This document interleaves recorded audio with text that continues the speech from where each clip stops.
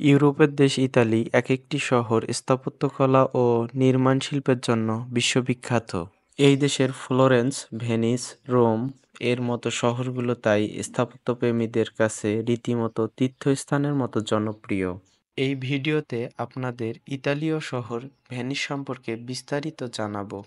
Adriatic শহরের উপকূলবর্তী ব্রেন্টা এবং সিলে নদীর মোহনায় অবস্থিত এই ভেনিস শহরটি মূলত ১১৮টি ছোট বড় দ্বীপের সমন্বয়ে গঠিত। এই দ্বীপের অনেকগুলোই মানুষের তৈরি। ত্রয়োদশ এবং চতুর্দশ শতকে শক্তিশালী নৌবাহিনীর কল্যাণে এই ভেনিস শহর বর্তমানে বিত্তশালী জনপদে পরিণত হয়েছে। ২০০ বছরের মাথায় ব্রিটেন, ফ্রান্স এবং স্পেনের মতো সাম্রাজ্যগুলোর দাপটে ভেনিস তার প্রভাব হারিয়ে ফেলতেও সময় নেয়নি তেমন। বর্তমানে প্রায় ৪১৫ বর্গ কিলোমিটার এলাকা জুড়ে বিস্তৃত ভেনিস জেলার জনসংখ্যা ২.৫ লাখের কিছু বেশি। এই ঐতিহ্যবাহী ভেনিস শহরটিতে প্রতিদিন প্রায় ৫০,০০০-এর বেশি মানুষ ভ্রমণ করতে আসে।